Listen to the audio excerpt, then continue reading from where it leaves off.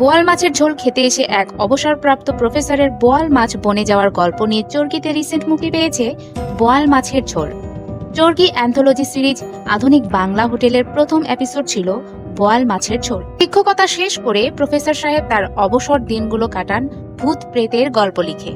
এজন্য অনেক জায়গাতে প্রফেসর সাহেব ঘুরে বেড়ান তার ভূত প্রেতের গল্প লিখতে। এবার তার গন্তব্য ঠিক করেছেন ছাত্র আজিজের গ্রামের বাড়ি বোয়ালিয়াতে যাবেন।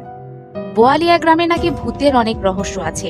এর আগেও প্রফেসর সাহেব বোয়ালিয়া গ্রামে আজিজের বাড়িতে এসেছিলেন। সেবার এসে আজিজের মায়ের হাতে বোয়াল মাছের ঝোল খেয়েছিলেন। সেই বোয়াল মাছের ঝোল আজও ভুলতে পারেননি। তাই দ্বিতীয়বারের মতো আজিজের মায়ের হাতে বোয়াল মাছের ঝোল খেতে বোয়ালিয়া গ্রামে যাচ্ছেন প্রফেসর। বোয়াল মাছের ঝোল তো এবার খাবেনই, সাথে মাঝরাতে পুকুর পাড়ে বসে ফেলে ভূত প্রেতের গল্প আজিজের থেকে শুনবেন, এইটাও ঠিক করেছেন। বোয়ালিয়া গ্রামে যেতে হয় গ্রামের আঁকা বাঁকা মেটো পথ পাড়ি দিয়ে। রাস্তার শেষ মাথায় তারপরে আসে নদী। সেই নদীর মাঝে নৌকাতে থাকতে হয় 2-3 ঘন্টা, তবেই যে বোয়ালিয়া গ্রামের দেখা মেলে। প্রফেসর সাহেব বাসে করে রওনা শুরু করেন বোয়ালিয়া গ্রামের উদ্দেশ্যে। বাসের মধ্যে তিনি তার লেখালেখি চালিয়ে যেতে থাকেন, কিন্তু লিখতে যেয়ে ছন্দ মেলাতে পারেন না। বাসেরই একজন তাকে ছন্দ মেলাতে সাহায্য করেন। বাস গ্রামের পথ দিয়ে যেয়ে থামে শেষ স্টপে। আর এই শেষ স্টপে শুধু প্রফেসর সাহেব একাই ছিলেন। তাকে নামিয়ে দিয়ে বাস আবার পিছন ফিরে চলে যায়। এবার শুরু হয় প্রফেসরের নৌকা যাত্রা। প্রফেসর নৌকাতে উঠলে মাঝি তাকে জিজ্ঞেস করে কোন গ্রামে যাবেন। প্রফেসর জানায় বোয়ালিয়া গ্রাম। প্রফেসরের মুখে বোয়ালিয়া গ্রামের কথা শুনে মাঝি রাজি হয় না। মাঝি বলে ওই গ্রামে ভূত আছে, আর তাছাড়া যেতে যেতে সন্ধ্যা হয়ে যাবে, আবার ফিরে আসতে সমস্যা হবে। প্রফেসর বেশি টাকা দেওয়ার কথা বললে মাঝি রাজি হয়। শুরু হয় নৌকা যাত্রা। যাত্রাপথে মাঝি প্রফেসর বোয়ালিয়া গ্রামে কেন যাচ্ছেন সে ব্যাপারটা জানতে চায়। প্রফেসর জানায় ওখানে আমার এক ছাত্র ভূতের গল্প শোনাবে, আর আমি ভূত প্রেত নিয়ে লেখালেখি করি। অনেক জায়গায় গেছি ভূতের গল্প শুনতে। সন্ধ্যার আগাআগি নৌকা ভিড়ে বোয়ালিয়া গ্রামের ঘাটে। সেখানেই আজিজ প্রফেসরকে নিয়ে আসে। নৌকার মাঝি প্রফেসরকে জিজ্ঞেস করে আবার নিতে আসবো কি? উত্তর দেয় আজিজ। সে বলে তার আর দরকার হবে না। এরপর আজিজ প্রফেসরকে এক গরুর গাড়িতে করে তার বাড়ির দিকে নিয়ে যায়। যাত্রাপথে বোয়াল মাছের ঝোল নিয়ে চলে দুজনের মধ্যে রসিকতা। বাজার থেকে বোয়াল মাছ নিয়েই আজিজ প্রফেসরকে নিয়ে বাড়ি পৌঁছায়। রাতে বোয়াল মাছের ঝোল দিয়ে খাওয়া দাওয়া করে সবাই। প্রফেসর আজিজের মায়ের সাথে কথা বললে আজিজের মা কোনো উত্তর দেয় না। তখন আজিজ জানায় মা 3 মাস হচ্ছে স্ট্রোক করেছে, তারপর এমন অবস্থা। এই কথা শুনে আফসোস করে প্রফেসর। খাওয়া দাওয়া শেষে প্রফেসর আজিজকে বলে মধ্যরাতে পুকুরে মাছ ধরবো আর ভূতের গল্প শুনবো। কিন্তু আজিজ জানায় সবকিছু ঠিক করা আছে স্যার, নতুন বড়শিও রেডি করা আছে। তখন প্রফেসর বলে বড়শি নিয়ে চিন্তা নেই, আমি উন্নত মানের বড়শি সাথে নিয়ে এসেছি। রেস্ট নেওয়ার জন্য প্রফেসরকে ডাক বাংলোতে জায়গা করে দেয় আজিজ। তারপর প্রফেসরকে নিয়ে আসে গাড়িওয়ালা। সেই গাড়ি চালক শুরু থেকে শেষ পর্যন্ত একটা কথাও বলে না। বোয়ালিয়া গ্রামের সবাই বোবা নাকি? কেউ কোনো কথা বলে না। সবাই বোবা হলেও আজিজ কিন্তু কথা বলে। আচ্ছা, বোবার ভাব কি ইচ্ছে করেই নাকি এর মাঝে কোনো কিন্তু আছে?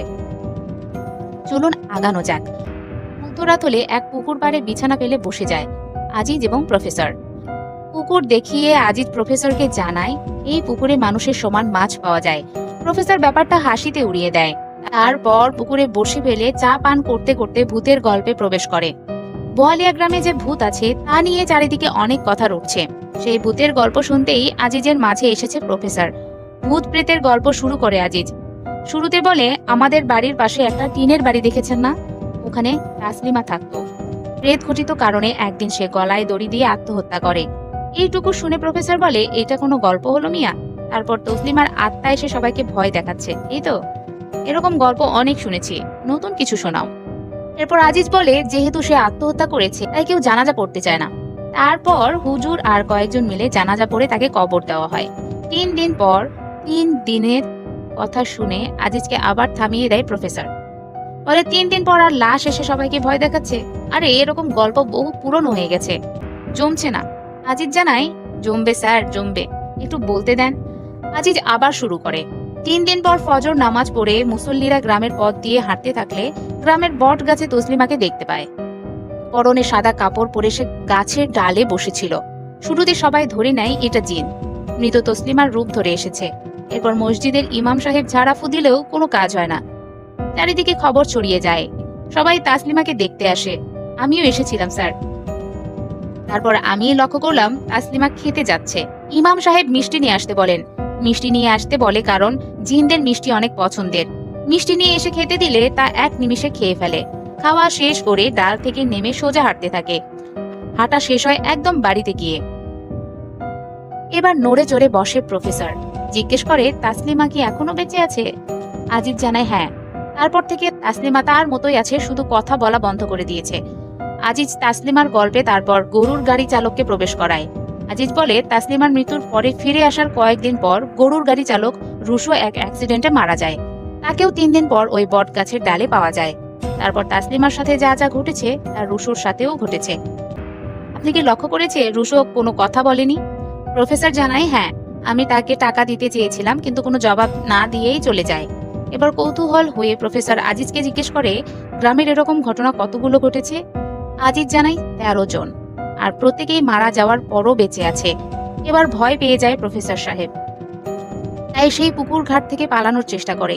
যেই পালাতে যাবে তখন আজিজ বড়শি দিয়ে প্রফেসরকে ধরে ফেলে আর হাসতে হাসতে জানায় আমি আপনাকে মিথ্যা বলেছি স্যার। আমার মা 3 মাস আগে স্ট্রোক করেছিল ঠিকই, আর সেই স্ট্রোক করে মারা যায়। আর বাকিদের মতো সেও 3 দিন পর ফিরে আসে।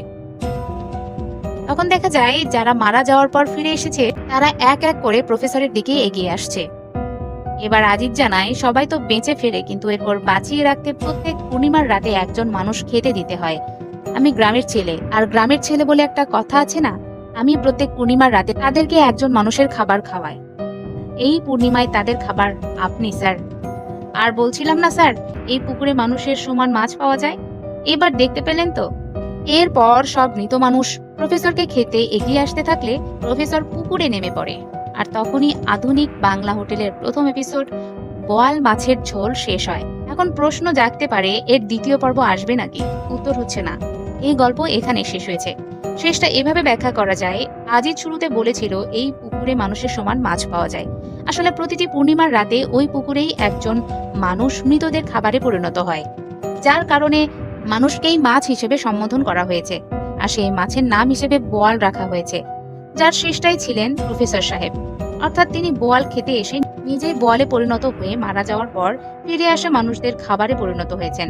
যেহেতু বোয়াল মাছের ঝোলের জন্য গ্রামটি বিখ্যাত, আবার মানুষ নিজেই বোয়ালে পরিণত হয়, তাই গ্রামের নামটাও হয়েছে বোয়ালিয়া।